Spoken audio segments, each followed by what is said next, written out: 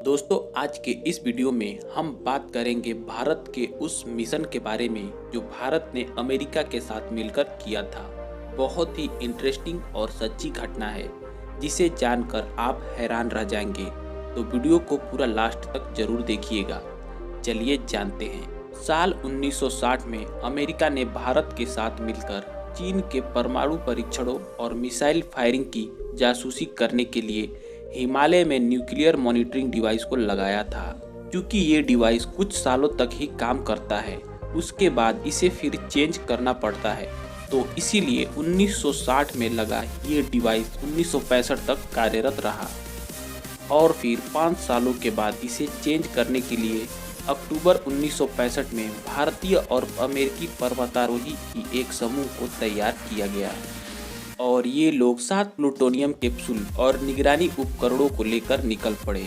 इन सभी सामानों का वजन तकरीबन 57 किलोग्राम का था और इसे 7,816 मीटर ऊंचे नंदा देवी के शिखर पर रखना था। नंदा देवी शिखर भारत की दूसरी सबसे ऊंची चोटी है और चीन से लगने वाली भारत की उत्तर पूर्वी सीमा का नज़दीक है। अब ये सारे पर्वतारोही सभी प्रकार की तैयारियां कर चुके थे क्योंकि चीन ने 1964 में ही अपना पहला परमाणु परीक्षण कर लिया था। इसीलिए ये सब करना बहुत ज़्यादा जरूरी था। अब सभी सामानों को लेकर ये पर्वतारोही निकल पड़े, लेकिन उससे पहले जो अमेरिकी पर्वतारोही थे उनकी चमड़ी का रंग भारतीयों के जैसा करने के लिए भारत के सन 10 लोशन का इस्तेमाल करने के लिए उन्हें कहा गया, ताकि स्थानीय लोगों को कोई शक न हो। और साथ ही स्थानीय लोगों से ये कहा गया कि वह ऊपर कम ऑक्सीजन का अध्ययन करने के लिए जा रहे हैं। अब समय था उनके निकलने का। सारी तैयारियां हो चुकी थी।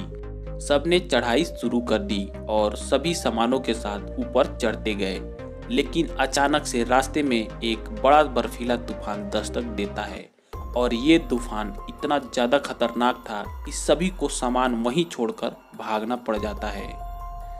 भारतीय पर्वतारोहियों का नेतृत्व कर रहे प्रसिद्ध भारतीय पर्वतारोही मनमोहन सिंह कोहली कहते हैं, हमें नीचे आना पड़ा वरना वहां पर कोई जिंदा नहीं बच पाता। अब इन्होंने इस जगह पर 7 प्लूटोनियम कैप्सूल के साथ 6 फीट लंबे एंटीना, 2 रेडियो कम्युनिकेशन और 1 पावर पैक को छोड़ दिया था। इन्होंने इन सभी सामानों को एक पहाड़ के चट्टान के दरारों के बीच में छोड़ा था। अब 1 साल बीत गया और अगले बसंत में उन सभी सामानों को ढूंढने के लिए वापस से एक टीम को गठन किया गया और उन्हें फिर वहीं पर भेजा गया उस सामान को वापस लगाने के लिए। ये टीम जब वहां पर पहुंची तो उसने देखा वहां पर सभी सामान गायब थे। वैज्ञानिकों ने पर्वतारोहियों के साथ मिलकर कई बार खोजबीन शुरू की, पर इनको कोई पता नहीं लगा कि आखिर यह सारा सामान गया कहाँ। 50 साल से भी ज़्यादा का समय हो चुका है, पर अभी तक नहीं पता चल पा रहा है कि आखिर ये सारा सामान कहाँ गया। कोई नहीं जानता। हालांकि उत्तराखंड में हो रहे घटनाओं को देखकर स्थानीय लोगों का मानना है कि इसी प्लूटोनियम के रेडिएशन की वजह से यहाँ पर हमेशा आपदा आती रहती है।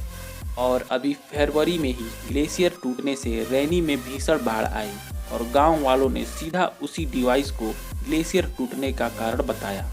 उनका मानना है कि इतनी ठंड के मौसम में ग्लेशियर कैसे टूट सकता है। इस डिवाइस में लगा प्लूटोनियम 238, जिसका हाफ लाइफ भी 88 सालों का है। वैज्ञानिकों का मानना है कि अब तक ग्लेशियर के अंदर इन सभी सामानों का चूरा होकर धूल बन गया होगा और गंगा नदी में मिलकर पानी के साथ बहकर कहीं चला गया होगा।